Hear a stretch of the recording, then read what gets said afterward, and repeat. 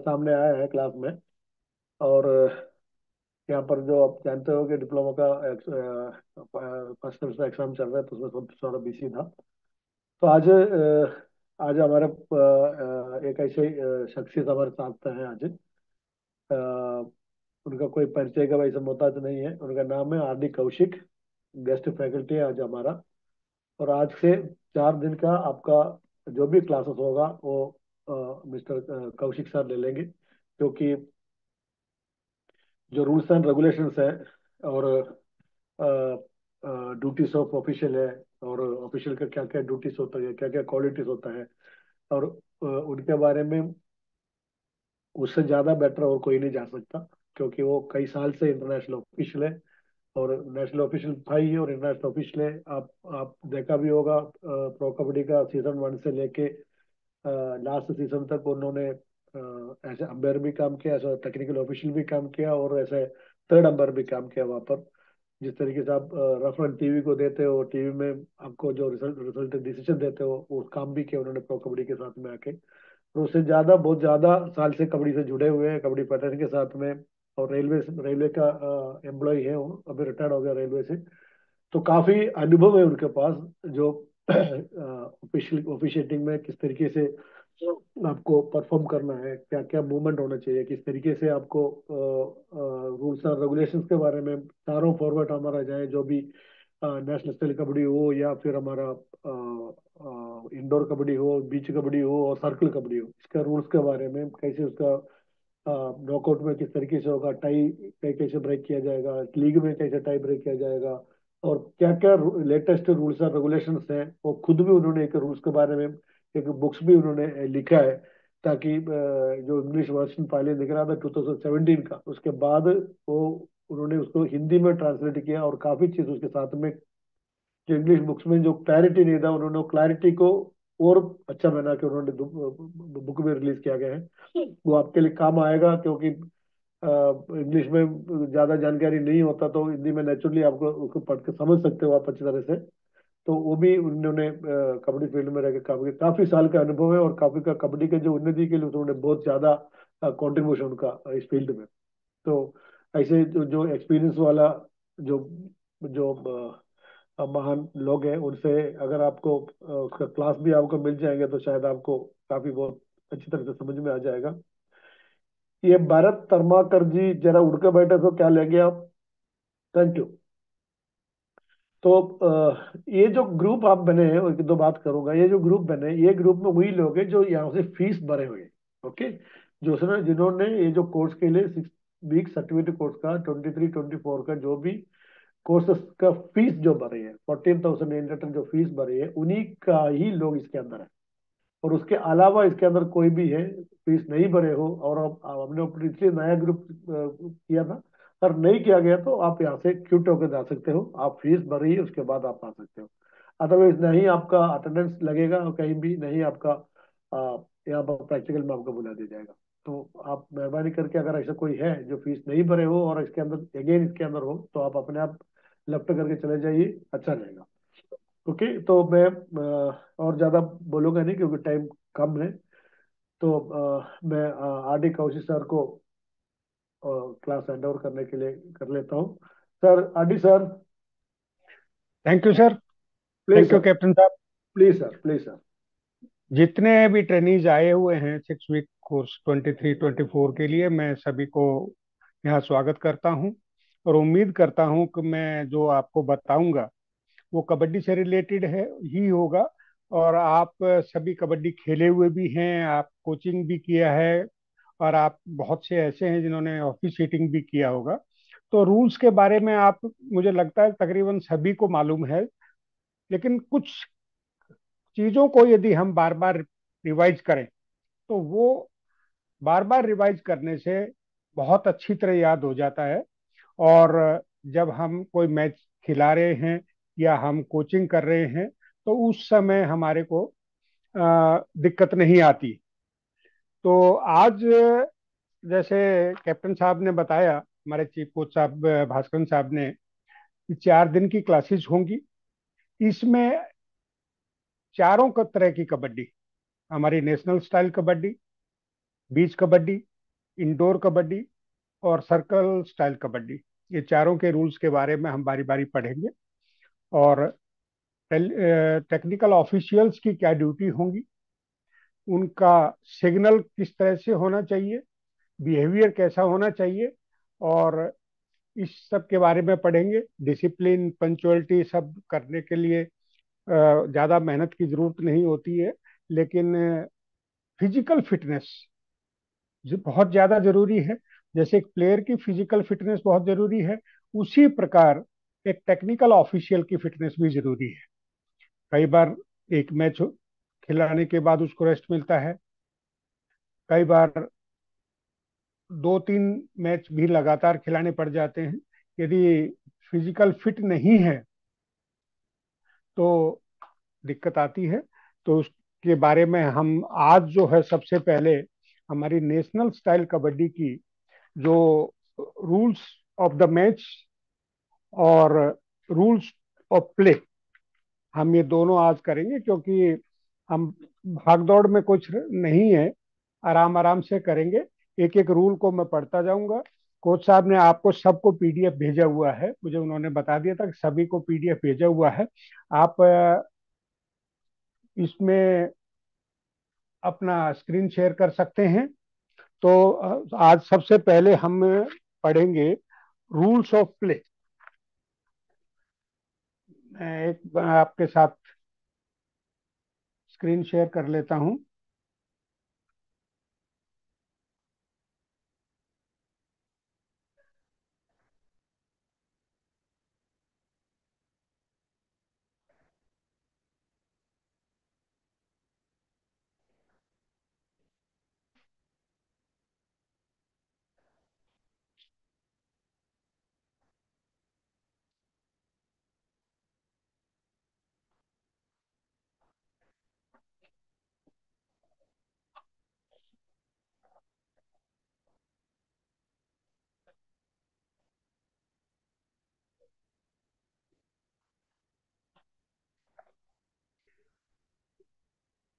Rules and regulations of kabaddi. ये अभी हमारे को सबसे पहले तो ये दे रखा है, इसके बारे में ग्राउंड हमारे कैसा होना चाहिए, कितना होना चाहिए, कांट वगैरह के बारे में ज्यादा दिया हुआ है। लेकिन हम इसके ऊपर ज्यादा समय खराब नहीं करेंगे। ग्राउंड की डायमेंशन कितना है, मैन में 13/10 है, वुमेन का 12/8 है, वो सब जूनियर का 11/8 है। तो ये तकरीबन सभी को मालूम है। तो इसके ऊपर हम टाइम ज्यादा ना खराब करते हुए हम सबसे पहले सीधे चलेंगे रूल्स ऑफ प्ले में।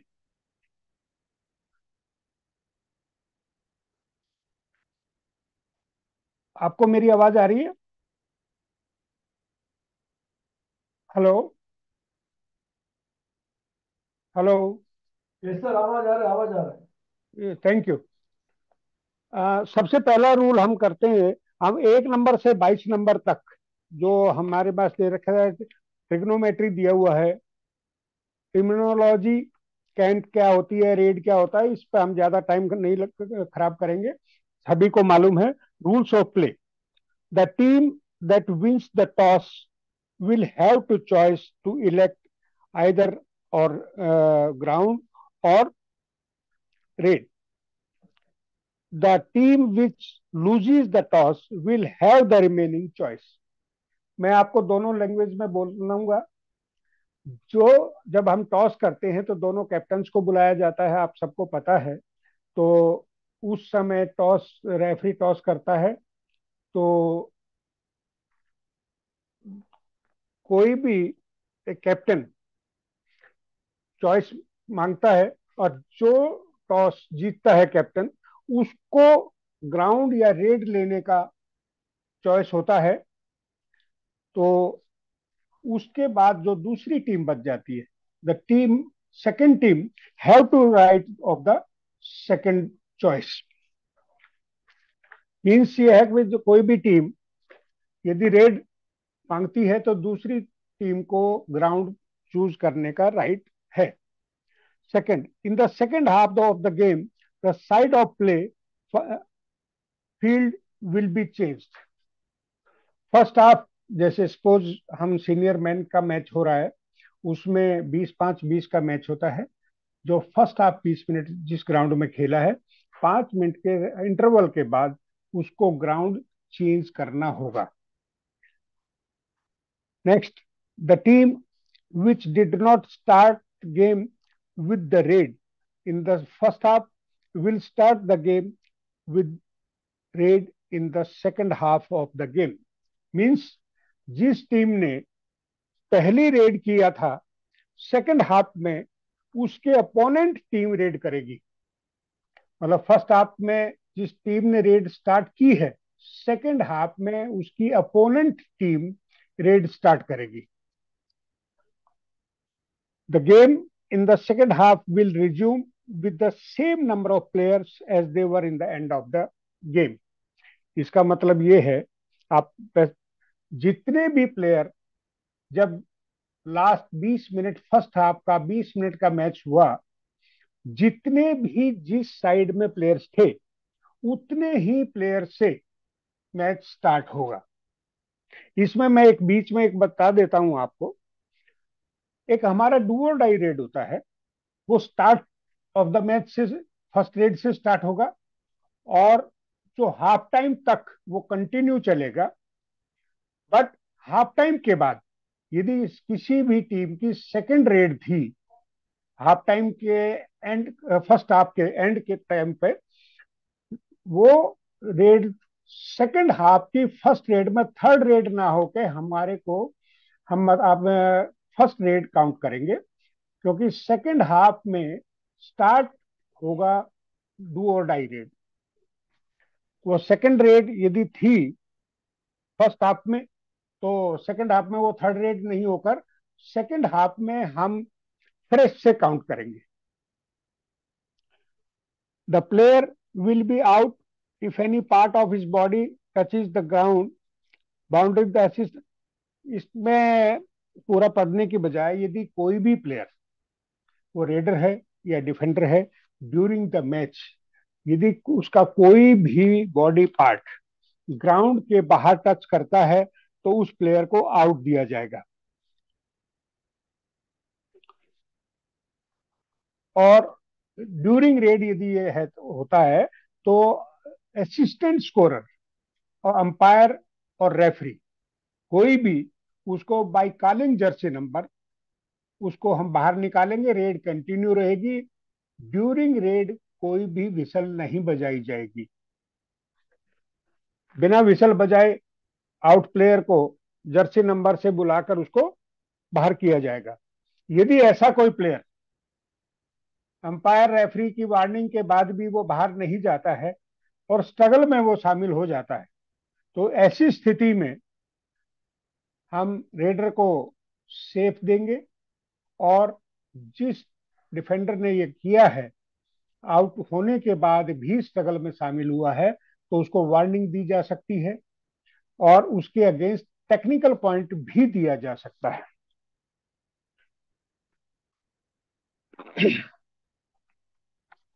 यदि कोई भी रेडर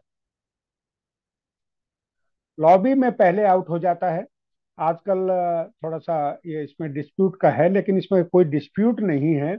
ये प्रो कबड्डी का अपना बनाया हुआ रूल है। ये हमारी नेशनल कबड्डी में अभी सेंक्शन नहीं हुआ है, ये हमारी नेशनल कबड्डी में लागू भी नहीं हुआ है। यदि रेडर पहले लॉबी में कट कर जाता है तो उस समय रेडर आउट होगा। और in the mean time, same time, defender या डिफेंडर्स भी लॉबी में बिना स्ट्रगल के लॉबी में चले जाते हैं तो वो भी आउट होंगे। ये हमारा रूल क्लियर है। इसमें नेशनल में कोई बदलाव नहीं हुआ है। और आपने नेशनल का फाइनल, IKF, एक सॉरी AKF का जो नेशनल हमारा ये एशियाड था, उसका फाइनल में आपने डिस्प्यूट देखा होगा।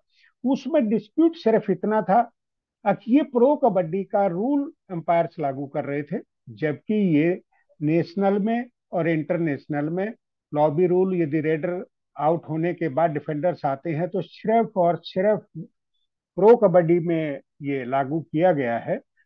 अभी AKFI, एशियन कबड्डी फेडरेशन और इंटरनेशनल कबड्डी फेडरेशन ने इस रूल को एक्सेप्ट नहीं किया है। यदि हमारा कोई भी नेशनल होता है, चाहे वो सीनियर नेशनल हो, मेन का, वुमेन का, जूनियर नेशनल, सब जूनियर नेशनल, तो उसमें ये रूल लागू होगा कि यदि रेडर पहले लॉबी में आउट हो जाता है और उसके बाद जितने भी डिफेंडर्स आएंगे उतने डिफेंडर्स भी आउट होंगे। Next, if a raider or if a defender or defenders who have touched the ground outside the boundary hold a raider, the raider will be declared not out. ये मैंने आपको explain कर दिया है। यदि कोई भी defender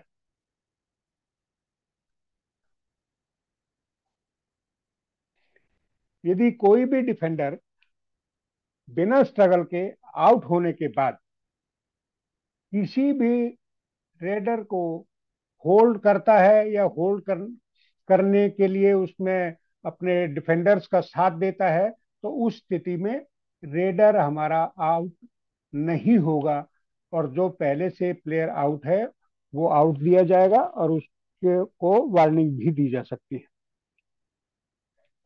During the struggle, a player will not be out if any part of his body touches the ground outside the boundary, but keep contact with the play field. इस रूल की clarification ये है, यदि कोई भी defender जिसने raider को पकड़ा हुआ है और वो उसका कोई स्ट्रगल के बाद कोई भी बॉडी पार्ट ग्राउंड के बाहर टच होता है, बट उसका ग्राउंड के साथ कांटेक्ट है, तो ऐसी स्थिति में रेडर या डिफेंडर को आउट नहीं दिया जाएगा। यदि उसका बॉडी कांटेक्ट है ग्राउंड के साथ और वो बाहर भी उसका कांटेक्ट है, उसका ग्राउंड से बॉडी कांटेक्ट नहीं टूटना चाहिए। जब तक यदि उसका बॉडी कांटेक्ट नहीं टूटता है तो उसको आउट नहीं दिया जाएगा, और यदि उसका बॉडी कांटेक्ट टूट गया है तो ऐसी स्थिति में चाहे वो रेडर हो या डिफेंडर हो, उसको आउट दिया जाएगा। किसी भी रेडर के लिए, नेक्स्ट रूल, किसी भी रेडर के लिए मैंडेटरी है वॉक लाइन को क्रॉस करना।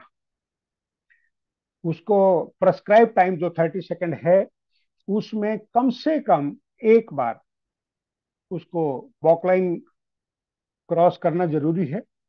यदि वो प्रेस्क्राइब टाइम में यदि वॉक लाइन क्लियर नहीं करता है तो ऐसी स्थिति में रेडर को आउट दिया जाएगा। वॉक लाइन क्रॉस करने के बाद फिर हम इसको साथ के साथ बोनस रूल भी ले लेते हैं। जैसा कि आप सभी को पता है, बोनस में मिनिमम 6 प्लेयर होने चाहिए, तो उस स्थिति में बोनस होगा।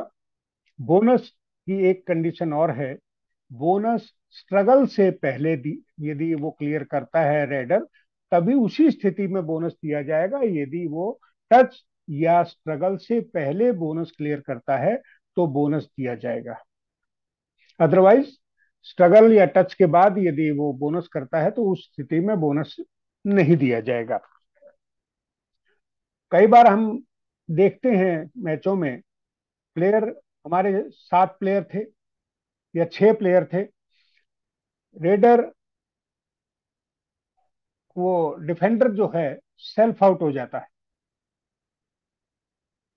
6 प्लेयर थे, सपोज 6 प्लेयर थे, एक डिफेंडर सेल्फ आउट हो जाता है, वो लॉबी कट हो जाती है या एंड लाइन में कट हो जाता है। तो ऐसी स्थिति में ये सिचुएशन आती है, कई बार आती है कि यदि उसके बाद रेडर बोनस लाइन क्लियर करता है तो बोनस दिया जाएगा या नहीं दिया जाएगा।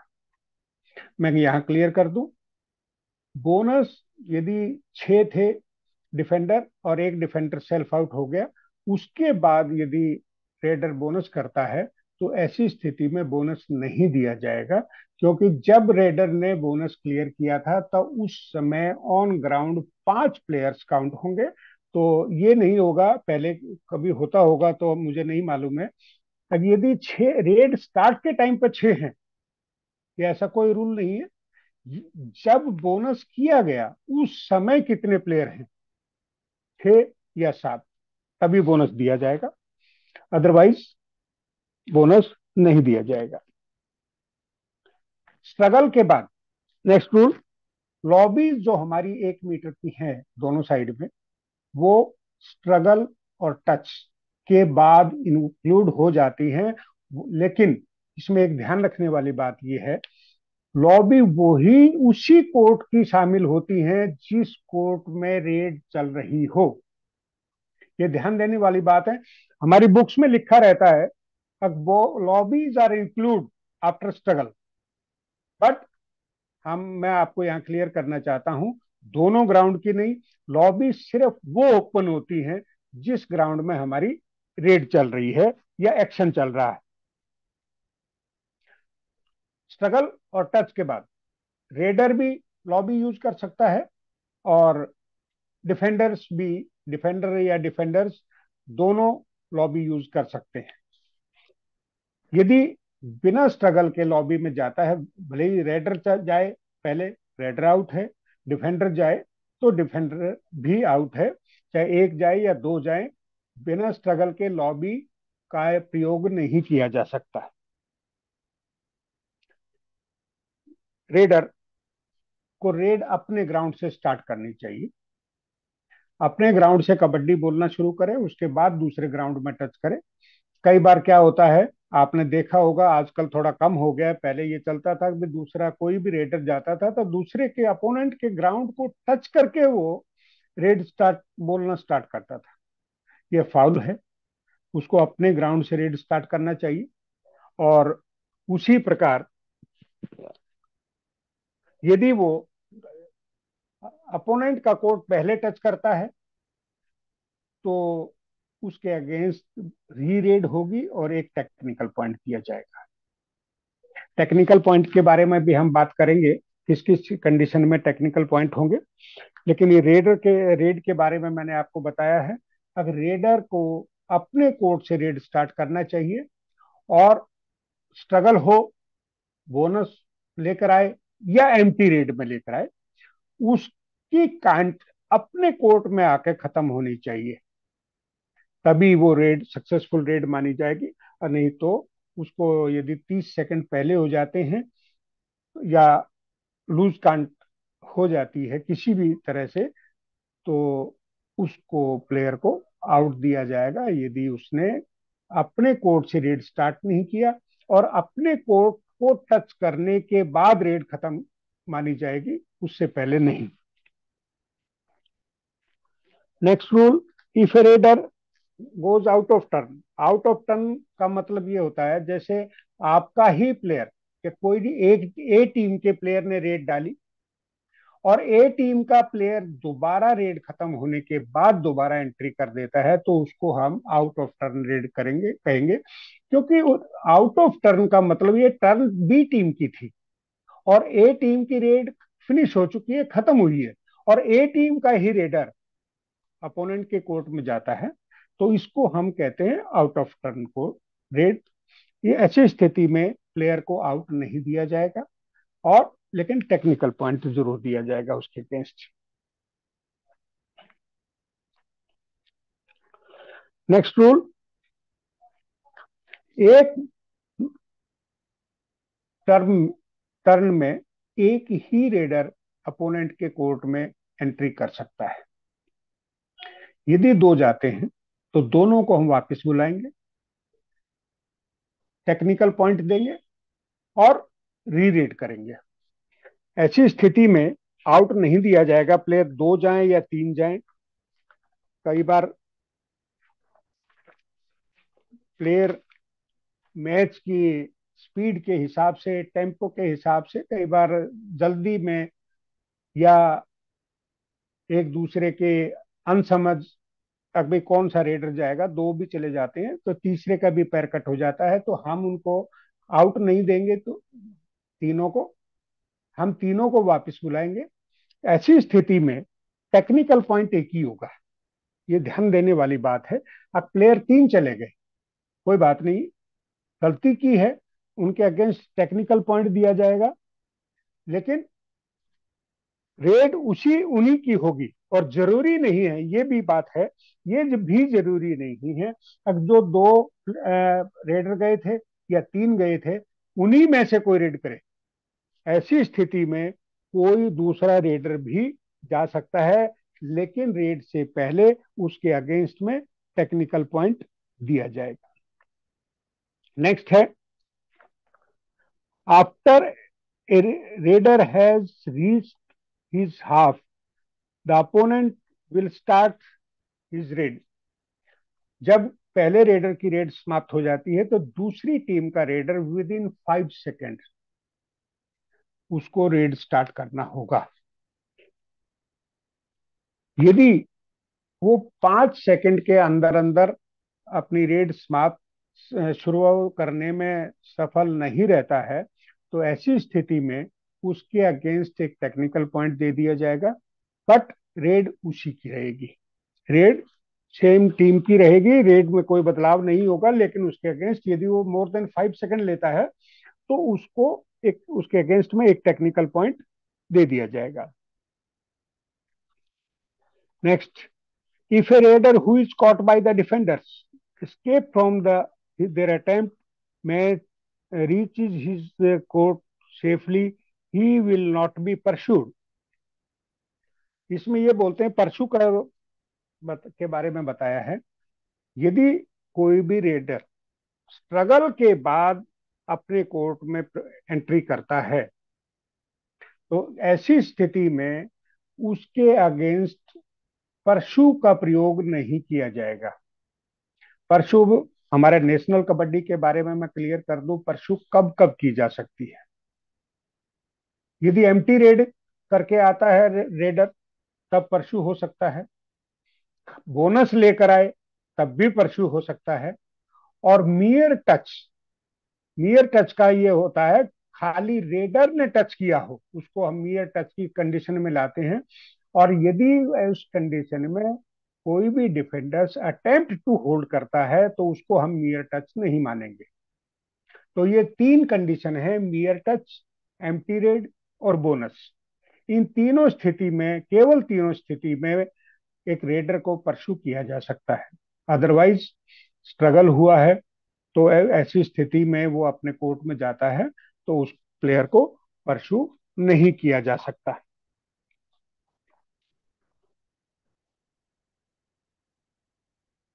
जैसा अभी मैंने पहले बताया था, कोई भी रेडर यदि, नेक्स्ट रूल है, if raider while in the opponent's half loses his cant will be declared out।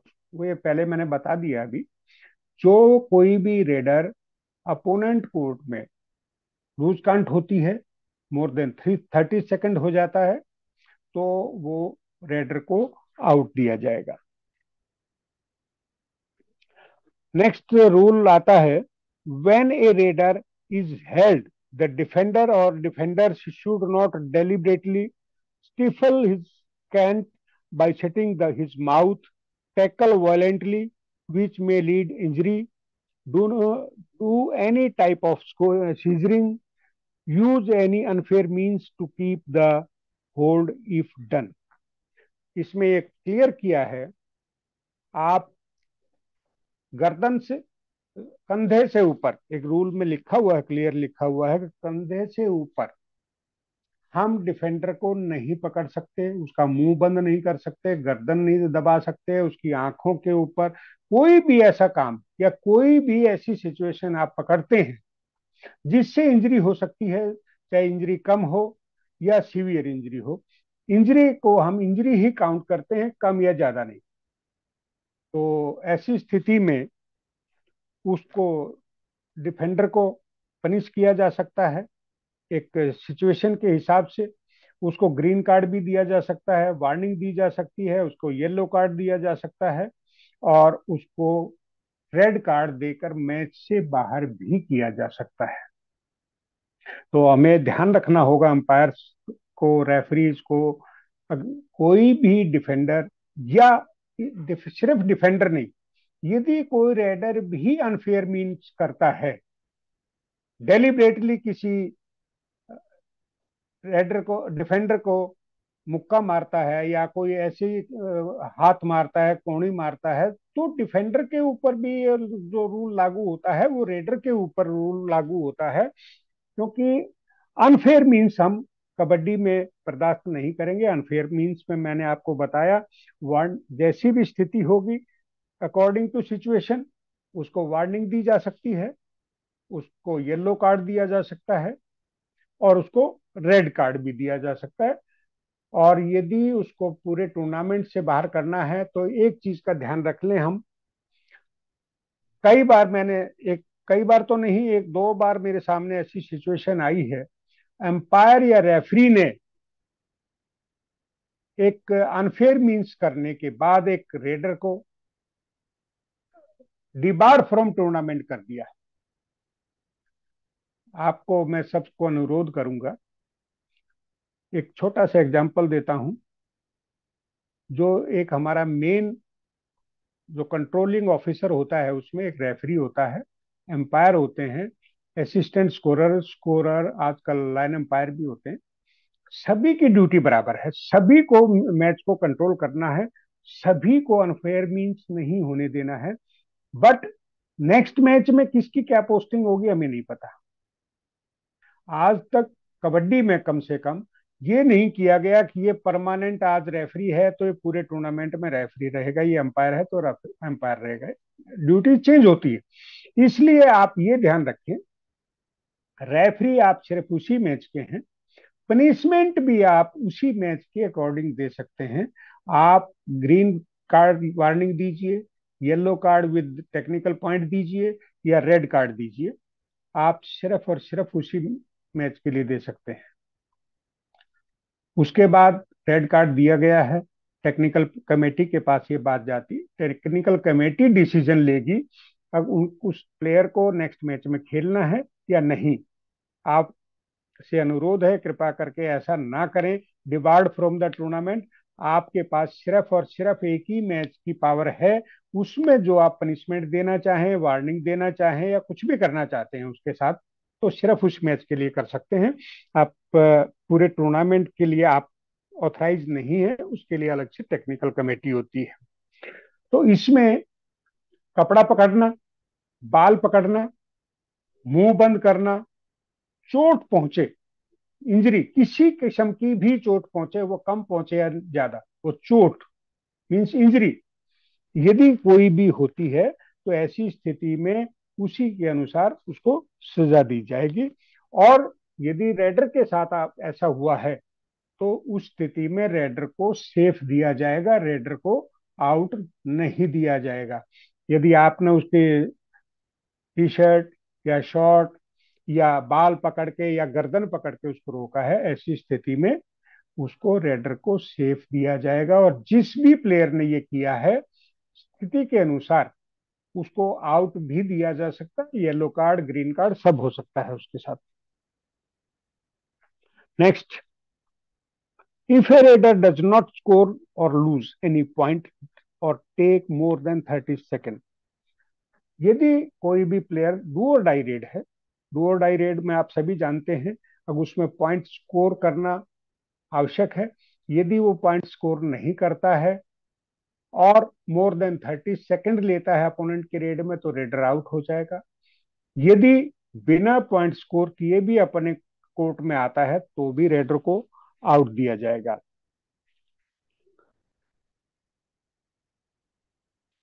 Next, during the course of red none of the defender will touch the opponent's half, raider's half, in case any defender touches the raider's half। जब red चल रही है court B के court में, तो ए team का कोई भी प्लेयर बी टीम के कोर्ट को टच नहीं कर सकता। ऐसी स्थिति में जर्सी नंबर बोलकर उस डिफेंडर को आउट कर दिया जाएगा, लेकिन रेड कंटिन्यू रहेगी। वो कई स्थिति में ऐसे होता है, वो इसलिए किया गया है, ये उनका रेडर है, उसको पकड़े जाने के चांस है, डू और डाई रेड है। तो अपने रेडर को सेव करने के लिए वो नोइंगली अनफेयर मीन्स करते हुए वो अपोनेंट के कोर्ट को टच कर लेगा, ताकि उसका मेन रेडर सेफ हो जाए और वो आउट हो जाए।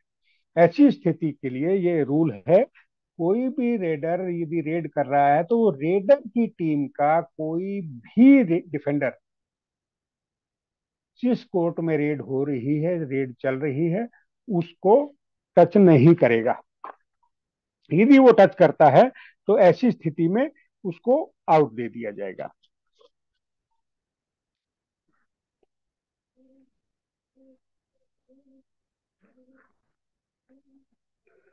नेक्स्ट है, when a team manager to put out entire opponent team out and none of the opponent are entitled to be revived, then the team will score all out। वो आप सभी को पता है, यदि सभी प्लेयर आउट हो जाते हैं किसी टीम के, तो ऐसी स्थिति में पहले हम लोना बोलते थे, लेकिन आजकल हम इसको शब्द चेंज करके ऑल आउट बोलते हैं। ऑल आउट दिया जाएगा। ऑल आउट के जितने player end of the red में थे, जितने पॉइंट थे, एक थे, दो थे या तीन थे, जितने भी थे, उस पॉइंट के साथ में 2 पॉइंट लोना के या ऑल आउट के भी दिए जाएंगे। और ऑल आउट होने के बाद वो पूरी की पूरी टीम ऑल इन हो जाएगी। ऑल इन के साथ में मैं इसी के साथ एक छोटा सा और बता देता हूं। कोई भी टीम, हमें जैसे अभी बताया, अभी 5 सेकंड के अंदर रेड स्टार्ट करना जरूरी है, बट यदि ऑल आउट होता है तो ऐसी स्थिति में 5 सेकंड का टाइम नहीं है। वो जब टीम अंदर आ जाती है तो उसके बाद अंपायर या रेफरी उसको विसल बजा कर रेड के लिए बोल सकता है, या वो बिना विसल के लिए भी बजाय रेडर अपने आप रेड स्टार्ट कर सकता है। नेक्स्ट रूल है, जब रेडर अपोनेंट के कोर्ट में कोचिंग कर रहा रेडिंग कर रहा है, ऐसी स्थिति में उस टीम का कोई भी प्लेयर, कैप्टन, कोच या मैनेजर उसको कोचिंग नहीं दे सकता, उसको इंस्ट्रक्शंस नहीं दे सकता। उसको क्या करना है, रेडर को खुद करना पड़ेगा। राइट टच करो, कवर को हाथ मारो, बैक आओ, रेड खत्म करो। इस टाइप्स की कोई भी बात उस टीम का कोई भी प्लेयर, कोच, मैनेजर, इसके साथ में मैं एक छोटा सा क्लियरेंस और देना चाहता हूं आपको। जो हमारे सब्स्टिट्यूट के 5 प्लेयर हैं, वो भी नहीं बोल सकते, क्योंकि वो भी पार्ट ऑफ द टीम है। हम ये नहीं कह सकते कि साथ खेल रहे हैं उन्हीं में से या कोच मैनेजर का हम नाम लिख देते हैं। सब कुछ एक्सप्लेन करना सब कुछ एक्सप्लेन करना संभव नहीं होता।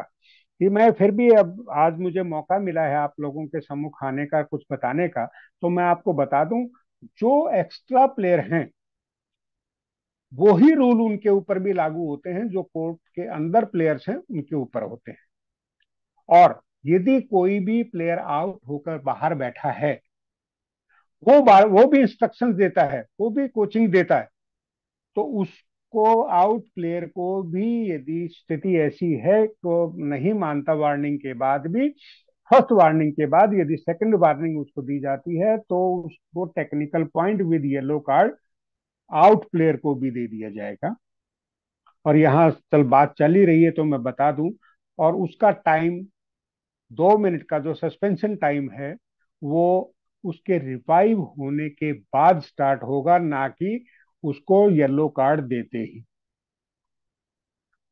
ऐसे ही इसको मैं थोड़ा और क्लियर करूं, किसी प्लेयर को टेक्निकल येलो कार्ड दिया गया, 2 मिनट के लिए आउट बैठना पड़ेगा उसको, और उसी 30 सेकंड के बाद हाफ टाइम हो जाता है, इंटरवल हो जाता है। तो वो जब सेकंड इनिंग स्टार्ट होगी, सेकंड हमारा हाफ स्टार्ट होगा, तो उस समय भी टाइम काउंट करेंगे।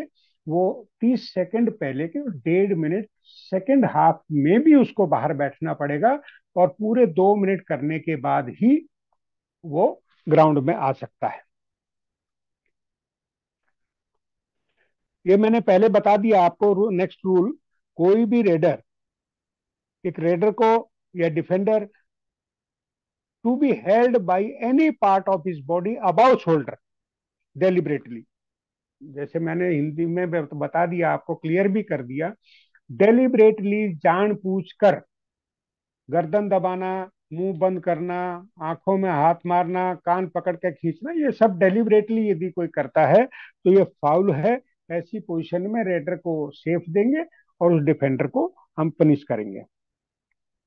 नेक्स्ट रूल है, कोई भी कोच या कैप्टन या दो जो प्लेयर ग्राउंड में बचे हुए हैं, 1 2 3, यदि 2 प्लेयर बचे हुए हैं और वो लोना के लिए रिक्वेस्ट करते हैं रेफरी को, तो रेफरी ऐसी स्थिति में, सपोज फॉर एग्जांपल 2 प्लेयर बचे हुए हैं, कोच या कैप्टन ये चाहता है कि हम आउट ले लें और हम उसके बाद अच्छा खेलकर हम मैच जीतने की स्थिति में आ सकते हैं, तो ऐसी स्थिति में यदि वो रेफरी को रिक्वेस्ट करते हैं, रेफरी से अनुरोध करते हैं, तो ऐसी स्थिति में रेफरी उनको परमिशन दे देगा लोना लेने के लिए। और ऐसी स्थिति में 2+2, तो वो प्लेयर आउट, और 2 ऑल आउट के पॉइंट, 4 पॉइंट दे के पूरी टीम को एंटर करने की इजाजत दे देगा। नेक्स्ट है, जिस सीक्वेंस में हमारे प्लेयर्स आउट हुए हैं, जिस सीक्वेंस में प्लेयर आउट होते हैं, उसी सीक्वेंस में प्लेयर को का रिवाइव होता है। सीक्वेंस चेंज नहीं की जा सकती।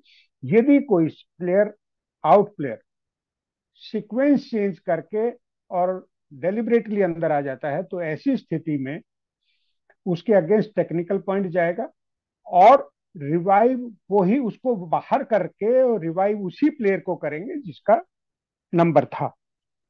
ठीक है, ये हमारे मैच के रूल थे। ये खेल जो हमारा कबड्डी का होता है, ये बहुत ज्यादा नहीं है, तो सिर्फ इतने ही रूल थे हमारे। जो रूल्स ऑफ प्ले टोटल सिर्फ 24 हैं, और रूल ऑफ द मैच 17 है। बहुत ज्यादा नहीं है, लेकिन मैं सभी को तो नहीं कहूंगा, लेकिन जब हम जाते हैं किसी भी टूर्नामेंट में, बड़े टूर्नामेंट में, नेशनल में, इंटरनेशनल में, तो हमारे को जो रूल बुक है एक बार कम से कम पढ़ लेनी चाहिए, रिवाइज कर लेनी चाहिए, ताकि किसी रूल में थोड़ी सी धूल भी गिर गई है तो वो साफ हो जाएगी, और हम मैच की ऑफिशिएटिंग बहुत अच्छी तरह कर पाएंगे। ये तो थे रूल ऑफ प्ले। अभी रूल्स ऑफ मैच हम बोलेंगे। रूल्स ऑफ मैच, सबसे पहले स्क्वाड। स्क्वाड का मतलब टीम।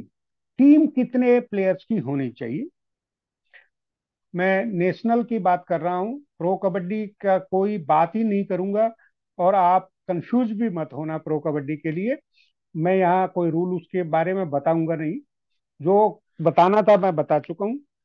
वहां कितने प्लेयर्स हैं उनको छोड़ो, मिनिमम 10। नेशनल में चाहे वो मैन वुमेन, जो बॉयज गर्ल्स जूनियर सब जूनियर कोई भी हो, मिनिमम 10 और मैक्सिमम 12, 10 to 12 प्लेयर एक टीम में होना चाहिए। अंतरराष्ट्रीय, इंटरनेशनल में 10 to 14। अंतरराष्ट्रीय में जैसे हमारा एशियाड होता है, एशियन चैंपियनशिप होती है, शेफ गेम होता है, वर्ल्ड कप होता है, उसमें हमारे मिनिमम 10 और मैक्सिमम 14 प्लेयर अलाउड हैं। जब नेक्स्ट है प्लेइंग। प्लेइंग में हमारे 7 प्लेयर खेलते हैं। यदि किसी टीम में 10 प्लेयर हैं, कुल ही वो 10 ही लेकर आए हैं, तो 7 ग्राउंड के अंदर होंगे और 3 सब्स्टिट्यूट होंगे। लेकिन यदि 10 लेकर आए हैं और एक इंजरी है, तो 9 प्लेयर काउंट होंगे। ऐसी स्थिति में वो टीम नहीं खेल सकती। ये इस चीज का ध्यान दें। मिनिमम 10 प्लेयर मैच शुरू करने के लिए बिल्कुल आवश्यक हैं, minimum 10। The name of the first 10 to 12 player will have to be submitted अच्छा, ये दिया है। ये जो हमारे नेशनल्स में नॉर्मली नहीं होता है, क्योंकि बहुत ज्यादा टीमें होती हैं, ग्राउंड आठ आठ छः छः चार चार पांच पांच ग्राउंड चलते हैं। लेकिन हमारे जो चीफ कोच साहब हैं, कैप्टन भास्कर साहब, इनको बहुत अच्छी तरह मालूम है। यदि आप गए होंगे तो आपको शायद मैनेजमेंट का मौका नहीं मिला होगा। हमारे भास्कर साहब अंतर्राष्ट्रीय कोच भी हैं, अंतर्राष्ट्रीय मैनेजर भी हैं, चीफ कोच हैं साई के। उनको अच्छी तरह मालूम है किसी भी टीम को मैच खेलने से कम 1.5 घंटा पहले अपने प्लेयर्स की लिस्ट देनी होती है। नाम, जर्सी नंबर, फॉर्म दिया होता है, उसके अंदर किट कौन सी पहनेंगे आज, ये भी लिखना पड़ता है। उसमें ये भी लिखना पड़ता है फर्स्ट 7 कौन होंगे और 5 सब्स्टिट्यूट कौन होंगे। और ये लिस्ट मैच स्टार्ट होने से कम 1.5 घंटा पहले, 90 मिनट पहले सबमिट कर दी जानी चाहिए। 90 मिनट में नहीं करता है, कोई रीजन है, वैलिड रीजन है, तब भी 60 मिनट से पहले पहले उसको, रीजन जो भी हो उसको शॉर्ट आउट करके 60 मिनट से पहले पहले ये लिस्ट सबमिट करनी पड़ेगी। अदरवाइज ऑर्गेनाइजिंग कमेटी, चाहे वो एशियन गेम्स की है चाहे वर्ल्ड बॉडी है, वो उस टीम के अगेंस्ट एक्शन ले सकती है। अब नेक्स्ट ये बात हुई टीम्स की। उसके बाद आता है ड्यूरेशन ऑफ मैच। हर एक को मालूम है, यदि हमारा, चाहे वो नेशनल हो, एशियन हो या वर्ल्ड कप, हमारा मेन का मैच वो 40 मिनट का होता है। 40 मिनट में 20 मिनट का फर्स्ट हाफ, 5 मिनट का ब्रेक, और सेकंड हाफ भी 20 मिनट का होता है। इसी प्रकार वुमेन, यदि हमारा कोई मैच होगा तो वो टोटल 30 मिनट का होता है। 15 मिनट का फर्स्ट हाफ, 5 मिनट का ब्रेक, और सेकंड हाफ भी 15 मिनट का ही होगा। मैन और जूनियर बॉयज, इनका एक ही टाइम होता है। वुमेन और सब जूनियर बॉयज गर्ल्स, इनका भी एक ही टाइम होता है। मैन और जूनियर बॉयज 20 5 20। वुमेन,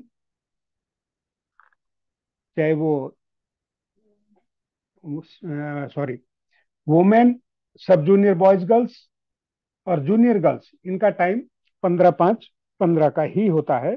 5 मिनट का बीच में ब्रेक होता है। The red in each half, हाँ ये बहुत महत्वपूर्ण है, कभी कभी अनजाने में गलती होने के चांस हो सकते हैं। जो वॉल क्लॉक है, ये जो हमारी टाइम क्लॉक है, कई बार आजकल जब उसको हम लाइव करते हैं मैच को, तो वहां एक घड़ी लगी होती है। हमारे हाथ में भी घड़ी है, लेकिन ऐसी स्थिति में जो ब्रॉडकास्टर है वो उस घड़ी के अनुसार ही मैच चलाता है। उसी घड़ी के अनुसार हमें मैच स्टार्ट करना है, उसी घड़ी के अनुसार मैच को खत्म करना है। ऐसी स्थिति में हम अपनी घड़ी ना ही प्रयोग करें तो अच्छा है, क्योंकि उसमें डिस्प्यूट हो सकता है। यदि लास्ट की 2 सेकंड भी बची हुई है, रेडर रेड स्टार्ट कर देता है। उसके बाद ब्रॉडकास्टर की घड़ी में 0 0 आ जाएगा। लेकिन हमको ऐसी स्थिति में रेडर को वापस नहीं बुलाना है। जो हमारी एक बार रेड स्टार्ट हो गई, इवन देन मैच का टाइम खत्म होने के बाद भी कंटिन्यू, जब तक वो रेड रहेगी, जब तक उसका वैलिड टाइम है रेड का। वो रेड पूरी खत्म होने के बाद ही मैच का फर्स्ट हाफ हो या मैच फाइनल विसल हो, मैच की जो लास्ट रेड है या फर्स्ट हाफ की जो लास्ट रेड है, उसको पूरा करने के बाद ही हम मैच को समाप्त करेंगे। सिस्टम ऑफ स्कोरिंग आपको सबको पता है। 6 या 7 में वो बोनस लेता है रेडर, तो बोनस पॉइंट देंगे। यदि बोनस के साथ में वो 1 या 2 स्ट्रगल से या टच से पॉइंट लेके आता है, bonus plus as many points देंगे जितने भी पॉइंट वो लेकर आता है। ऑल आउट के एक्स्ट्रा 2 पॉइंट होते हैं, टेक्निकल पॉइंट और सुपर टैकल। इसकी स्कोरिंग अलग से हमारी रूल बुक में अभी तक नहीं दी है, बट आप, जहां तक मेरी जानकारी है, आप सभी बहुत अच्छे खिलाड़ी हैं, अच्छे ऑफिशियल भी हैं, ऑफिशिएटिंग भी करते हैं, आपको सबको पता है।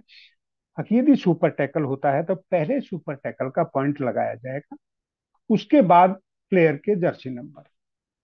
और लोना का आपको पता है, वो पैरेलल के हिसाब से, जो हम हिंदी में बोलते हैं बराबर का निशान, उसके हिसाब से। अब आता है टाइम आउट।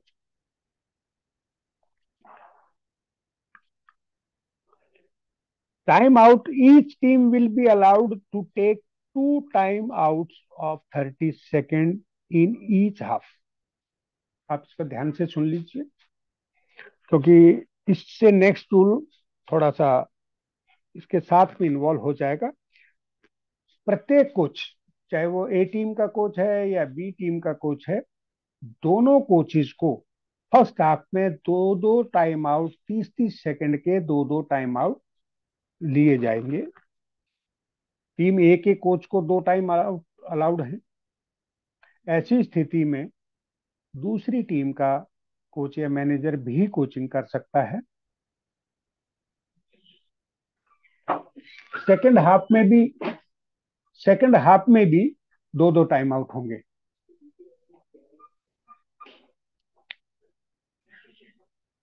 उसके बाद हाफ टाइम आउट के दौरान कोई भी प्लेयर ग्राउंड छोड़कर नहीं जाएगा।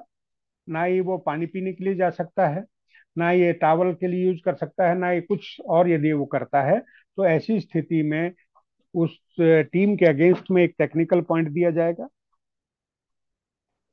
Official time out can be taken by the referee और अंपायर।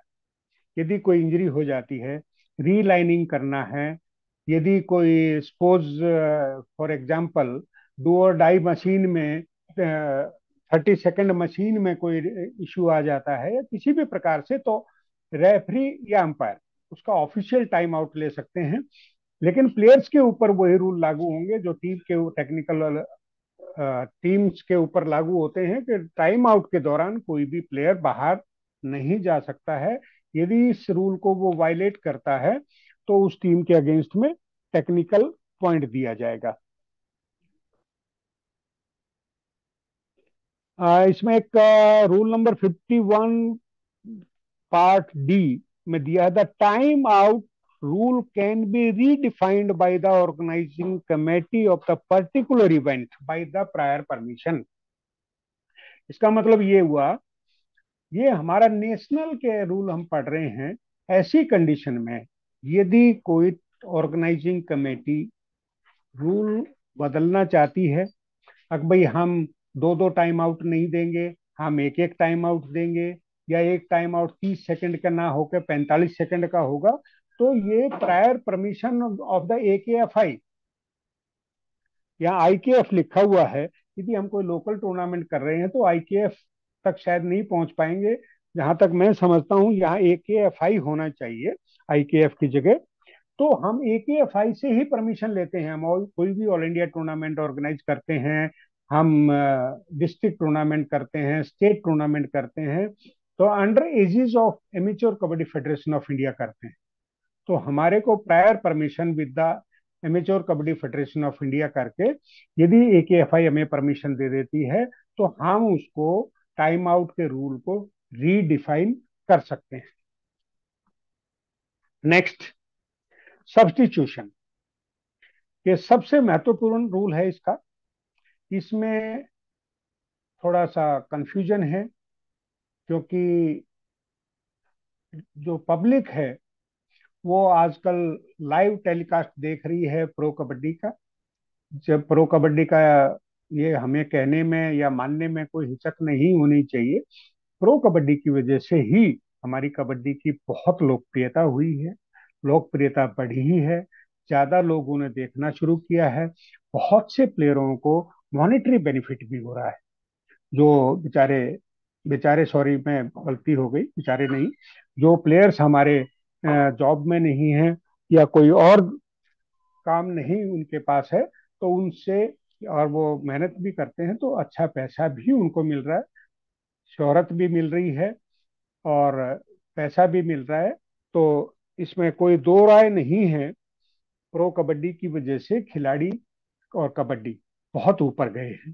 परंतु कई जगह पर इसमें डिस्प्यूट भी देखने को मिला है, क्योंकि हमारे नेशनल में और प्रो कबड्डी में थोड़े से कुछ रूल्स का डिफरेंस है। उन्होंने अपने एक कमर्शियल के हिसाब से उन्होंने रूल डिफाइन कर लिए हैं। लेकिन जब हम नेशनल्स खिलाते हैं, तो जो पब्लिक या दर्शक गण वहां होते हैं, तो उनको रूल याद होता है प्रो कबड्डी का, क्योंकि उन्होंने देखा हुआ है। अब 70 दिन 75 दिन कबड्डी चलती है, तो वो डेली देखते हैं, तो वो उनको बाई हार्ड याद हो जाता है। लेकिन उनको ये याद नहीं है कि ये रूल नेशनल में कैसे है, तो इसलिए थोड़ा मिक्स हो जाता है। अभी हम रूल पढ़ेंगे सब्स्टिट्यूशन। अब सब्स्टिट्यूशन में इसमें क्लियर लिखा हुआ है, maximum 5 substitution from 5 reserve player are allowed with the permission of the referee at any time. इसका मतलब ये हुआ, कोई भी टीम रेफरी की मर्जी से 5 सब्स्टिट्यूशन कर सकती है, चाहे वो टाइम आउट लेने के दौरान करे या रनिंग मैच में करे। जैसे कि आप प्रो कबड्डी में देखते हैं, वो रनिंग मैच में भी कर सकते हैं। जब रेड खत्म हो गई, फटाफट सब्स्टिट्यूशन हो गया, तो वो सब्स्टिट्यूशन काउंट होगा। उस दौरान कोच कोचिंग नहीं दे सकता, क्योंकि इतना टाइम भी नहीं होता है। 5 सिर्फ उसको मिलेंगे, चाहे वो फर्स्ट हाफ में यदि 5 ले लेता है, तो सेकंड हाफ में उसको कोई टाइम सब्स्टिट्यूशन अलाउड नहीं होगा। यदि फर्स्ट हाफ में उसने कोई भी सब्स्टिट्यूशन नहीं लिया है, तो सेकंड हाफ में वो पांचों ले सकता है।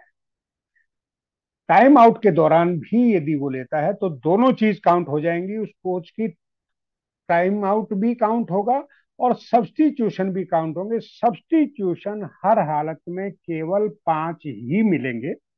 इसमें एक थोड़ा सा ग्रेस दिया है। टाइम आउट में कोचिंग भी दी जा सकती है, प्लेयर भी चेंज किया जा सकता है।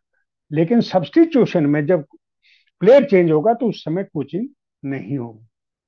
20 मिनट का हाफ होने के बाद जब 5 मिनट का ब्रेक है, तो उसमें भी सब्स्टिट्यूशन की सुविधा दे दी गई है। आप सब्स्टिट्यूशन उसमें ले सकते हैं, लेकिन वो काउंट नहीं होंगे। काउंट होंगे 5 सब्स्टिट्यूशन सिर्फ रनिंग मैच में। टाइम आउट आपको बता दिया, सब्स्टिट्यूशन 5 रहेंगे। लेकिन रनिंग मैच में यदि हाफ टाइम में आपको कितने भी सब्स्टिट्यूशन करते हैं, तो वो काउंट नहीं होंगे। और सब्स्टिट्यूशन में यदि एक सब्स्टिट्यूशन में यदि आप कितने भी 5 तक प्लेयर चेंज कर सकते हैं, वो सब्स्टिट्यूशन 5 चेंज चेक ना होकर वो एक ही काउंट होगा। एक बार सब्स्टिट्यूशन करते हुए आप 1 2 3 4 5 कितने भी प्लेयर चेंज करें, वैलिड प्लेयर, वैलिड का मतलब मैं अभी बताऊंगा आपको, तो वो सब्स्टिट्यूशन एक ही काउंट होगा। अभी मैंने कहा वैलिड प्लेयर। वैलिड प्लेयर का मतलब suspended player, out player can not be substituted. यदि कोई प्लेयर आउट में बैठा हुआ है, कोच या मैनेजर या कैप्टन अननोइंगली उसको चेंज करना चाहता है, तो वो अलाउड नहीं होगा। कोई प्लेयर सस्पेंड है, वो भी सब्स्टिट्यूट नहीं किया जा सकता। एक बार सब्स्टिट्यूट किया हुआ प्लेयर रीसब्स्टिट्यूट किया जा सकता है। Substituted player can be resubstituted. Okay. If any player is suspended, मैंने आपको बता दिया, और disqualified from the match, substitution is allowed for the particular, substitution is not allowed for the particular player. This team will play with the less number of players. कोई भी player, मैंने अभी बताया, सस्पेंड हो गया या डिस्क्वालीफाई हो गया। टेम्परेरी सस्पेंड अलग है। टेम्परेरी सस्पेंड भी होता है सिर्फ येलो कार्ड से। सस्पेंड हो गया, सस्पेंड सिर्फ रेड कार्ड से हो सकता है। तो पूरे मैच में उस टीम को लेस प्लेयर से खेलना पड़ेगा। और ऐसी स्थिति में बोनस पॉइंट काउंट किए जाएंगे। ठीक है, बोनस अलाउड होगा और उस बोनस की स्थिति में उस प्लेयर को काउंट किया जाएगा। Substitution is not allowed for out players and suspended players. The player to be substituted should stand in the designated area. आपने देखा होगा, अभी मैच देख रहे होंगे आप, वैसे आपको पता भी है, आजकल तो लोकल मैचेस में ऑल इंडिया में सभी सुविधा करने लग गए हैं। एक डेजिग्नेटेड एरिया, एक मैट पलट के लगा देते हैं, अगर भाई उसके अंदर ही प्लेयर होगा तभी उसका सब्स्टिट्यूशन किया जाएगा। यदि वो उस डेजिग्नेटेड एरिया में खड़ा हुआ नहीं है तो रेफरी और एम्पायर की मर्जी है, वो टाइम को सब्स्टिट्यूट ना करने करे।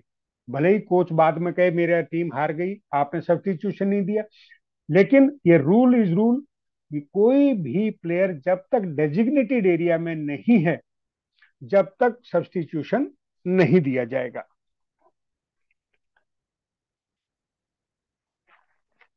नेक्स्ट हम चलते हैं बोनस पॉइंट। बोनस पॉइंट का मेरे हिसाब से ज्यादा बोलने की जरूरत नहीं है, मैं बीच बीच में बता चुका हूँ। मैक्सिमम हमारे टीम के प्लेयर होते हैं 7।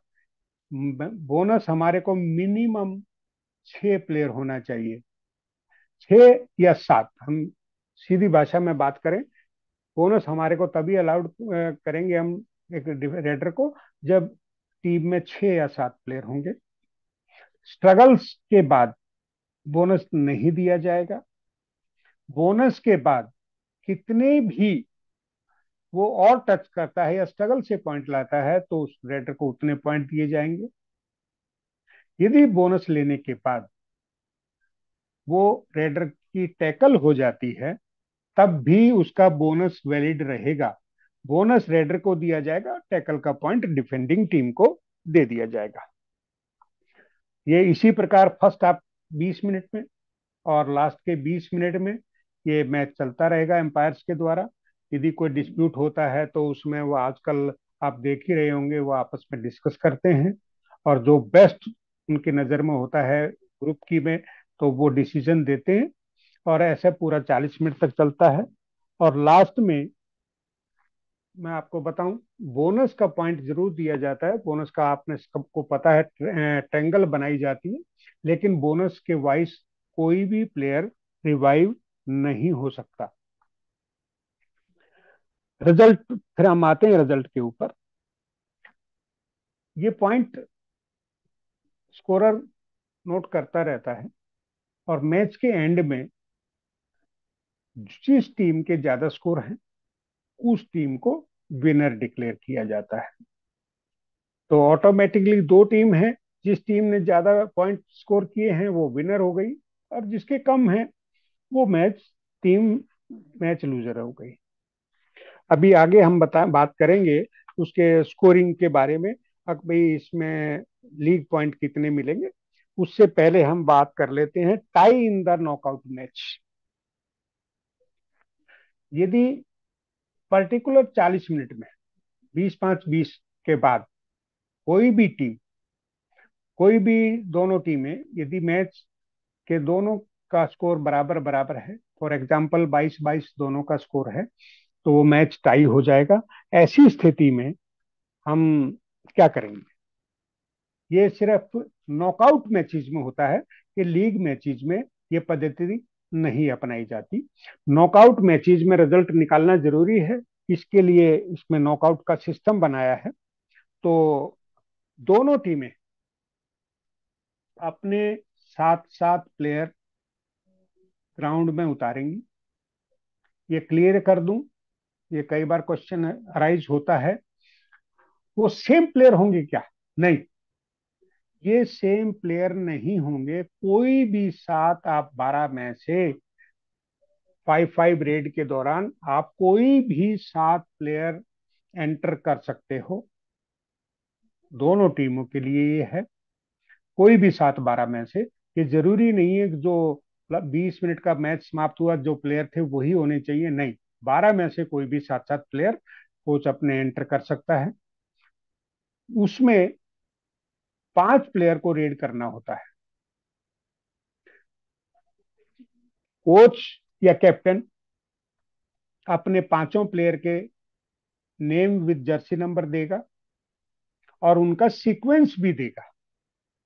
दोनों टीमों के नाम, जर्सी नंबर लेने के बाद सीक्वेंस दोनों टीमों के जब रेफरी के पास आ जाती है, इसमें 5-5 रेड में मैं आपको बता दूं, जो 5-5 रेड होती है, इसमें आउट और रिवाइवल का रूल लागू नहीं होता है।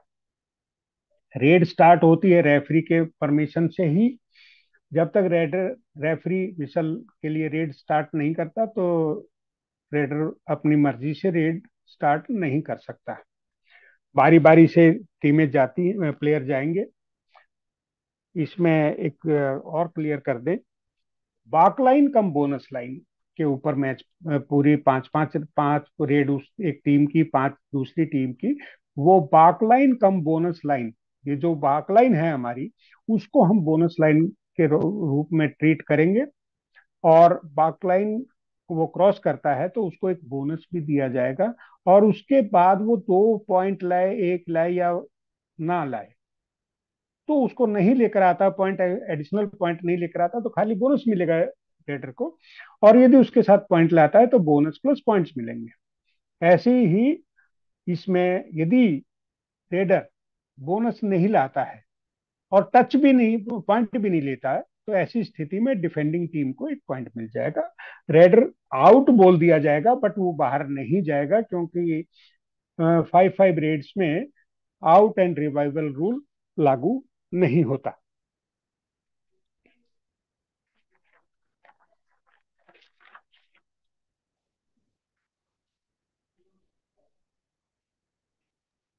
सर। यस। भाई जी टाइम।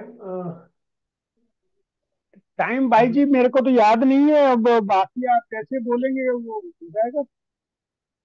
ओके एक काम करता हूँ भाई जी, एक काम करता हूँ, ये 5-5 रेड का कंप्लीट कर देता हूँ, थोड़ा सा 2-3 लाइन रह गई है। ओके ओके भाई। है ना, क्योंकि ये फिर बीच में रह जाएगा, कल टाइम और लेगा फिर ये। बिल्कुल बिल्कुल। प्रेम सिंह, तो प्रेम सिंह साहब उठ कर बैठिए जरा। अ, प्रेम सिंह साहब तो सो रहे हैं आराम से। अब क्या करें, आपका काम और मेरा काम जो है वो हमें अरे करना है, मैं वो कर ही रहा बता हूँ, मैं दीजिए। बीच में मॉनिटर कर रहा हूँ कौन कौन सो रहा है, कौन कौन ऑफ करके बैठा है रखा है, सब इधर ही आना है और कहाँ जाना है आप लोग। हाँ हाँ हाँ, कोई और बात, इनका कोई बात। प्रैक्टिकल के लिए इधर ही आना है। और कहाँ हम्म। भटकोगे आप लोग। कोई बात नहीं। जितना भी लोग उधर उधर घूम रहे हैं, सो रहे हैं, बंद करके रखे हैं, सब इधर ही आना है। चलो। Okay sir, start please sir. Only 2 minute और। ओके ओके ओके भाई, ओके भाई, कोई प्रॉब्लम। ये इसमें आउट और रिवाइवल का रूल लागू नहीं होगा। इसमें सिर्फ पॉइंट स्कोर जो किए जाएंगे वही। इसमें एक क्लियर और कर देता हूं, ड्यूरिंग 5-5 रेड्स यदि कोई प्लेयर सस्पेंड हो जाता है, तो उसकी वाइस कोई भी सब्स्टिट्यूट प्लेयर नहीं दिया जाएगा, उस टीम को लेस प्लेयर के साथ खेलना पड़ेगा, और लेस प्लेयर में बोनस काउंट होगा। ठीक है। यदि इसी पूरी प्रोसेस चलता रहा, दोनों टीमों की 5-5 रेड बराबर हो जाती हैं, तो भी स्कोर बराबर हो जाता है, तो क्या किया जाएगा, उसके बाद एक आती है गोल्डन रेड। हम गोल्डन रेड उसको बोलते हैं। उसमें सेम 7-7 प्लेयर रहेंगे, लेकिन उसमें एक थोड़ा चेंज है, मैं थोड़ा बताना भूल गया। 5-5 रेड में, 5-5 रेड में पहली रेड उसकी होगी जिसने स्टार्ट ऑफ द मैच में जो पहली रेड जिस टीम ने की थी, रेड उसी की होगी। लेकिन गोल्डन रेड में क्या होगा, गोल्डन रेड में फ्रेश टॉस होगा, और जो टीम टॉस जीतेगी उसके पास कोई चॉइस नहीं है, एज पर रूल उसको रेड ही करना पड़ेगा। और जो टीम लीडिंग पॉइंट लेगी वो विनर होगी। यदि प्लेयर बोनस लेकर आ गया तो वो टीम विनर हो गई। बोनस लेके और उसकी टैकल भी हो गई, तो अपोनेंट टीम को एक चांस दिया जाएगा। यदि उसमें भी सेम रहता है, बोनस भी ले लिया और टैकल भी हो गया, तो उसके बाद ये प्रक्रिया पूरी नहीं, कंटिन्यू नहीं चलेगी। इस प्रक्रिया को यहीं समाप्त कर दिया जाएगा और मैच का डिसीजन टॉस के ऊपर होगा। थैंक यू भाई जी, ये खत्म हो गया आज का। और कल बाकी हम लीग सिस्टम करेंगे, टाई लीग पॉइंट्स वगैरह जो भी बचा है वो कल हम करेंगे। ठीक है भाई जी।